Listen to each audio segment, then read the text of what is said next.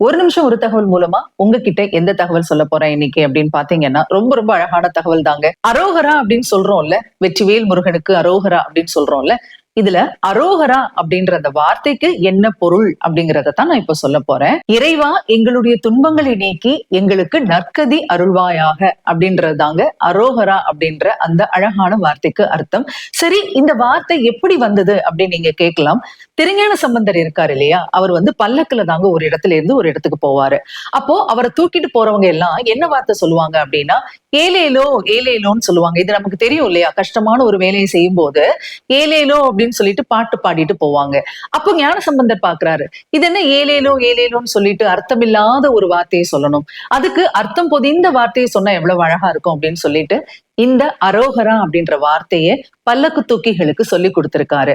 அரோகரா அப்படின்னு சொன்னா, இறைவா என்னுடைய துன்பங்களை எல்லாம் நீக்கி எனக்கு நற்கதி தருவாயாக அப்படின்றதாங்க அர்த்தம். இந்த அர்த்தம் பொதிந்த வார்த்தையை தான் ஞானசம்பந்தர் அவங்களுக்கு சொல்லி கொடுத்திருக்காரு.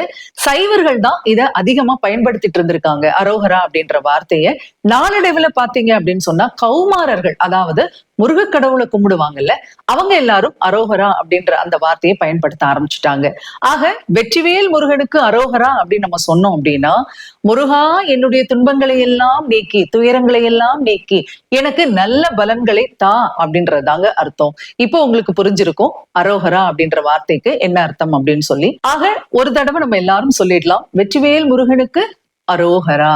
ஆக அழகான அர்த்தம் பொதிந்த இந்த வார்த்தையை அர்த்தம் புரிந்து கொண்டு நாம் சொல்லுவோம் அப்படின்னு சொல்லிட்டு இன்னைக்கு விடைபெறேன். மீண்டும் புதிய தகவலோட உங்களை சந்திக்கிறேன். அதுவரையில் உங்களிடத்திலிருந்து விடைபெற்றுக் கொள்பவர் உங்கள் அன்பின் முனைவர் ரத்னமாலா புரூஸ்.